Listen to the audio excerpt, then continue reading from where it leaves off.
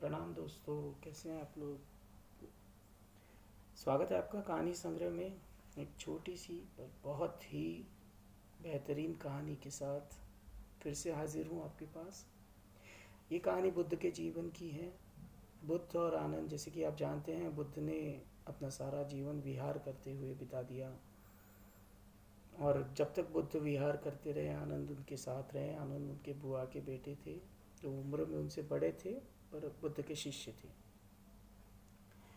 और आनंद की एकमात्र शर्त थी संन्यास लेने के पहले बुद्ध के पास कि मैं तुम्हारा बड़ा भाई हूँ, तो मैं इस हक से हमेशा तुम्हारे साथ रहूँगा, भले ही आज के बाद मैं तुम्हारा शिष्य हो जाऊँ। तो बुद्ध को एक दफ़ा बहुत प्यास लगी। उन्होंने आनंद से कहा, जाओ मेरे लिए पानी ले आओ।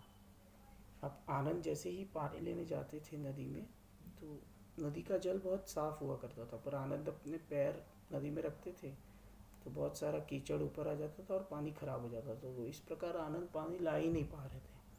काफ़ी समय बीत जाने के बाद बुद्ध को लगा कि क्या करने लग गया आनंद, अब तक पानी लेके नहीं आया।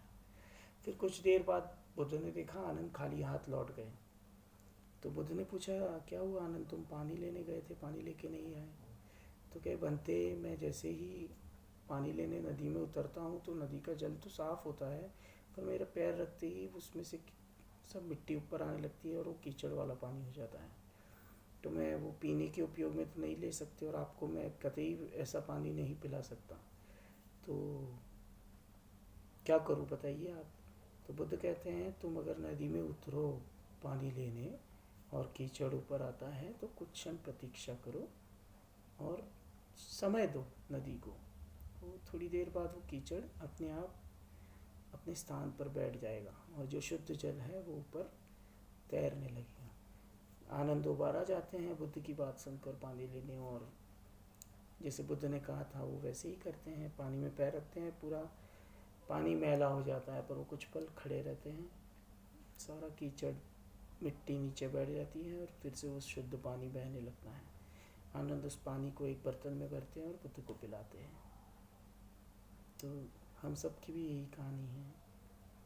जैसे ही हम ध्यान करने बैठते हैं, ध्यान की नदी में हम उतरते हैं, तो जो बहुत सारा कीचड़ और मिट्टी हमारे भीतर मौजूद है वो ऊपर उठने लगती है, और भी ज़्यादा वो पानी गंदा हो जाता है। तो हमें डर लगता है कि क्या हो रहा है। इसलिए बहुत सारे लोग ध्यान से डरते हैं, भागते हैं। लेकिन ऐसे लोगों को मैं सिर्फ इतना कहना चाहूँगा जो बुद्ध ने आनंद से कहा, थोड़ा सा समय दो, कुछ पल ठहरो, और तुम पाओगे कि वो सारी मिट्टी नीचे बैठ गई।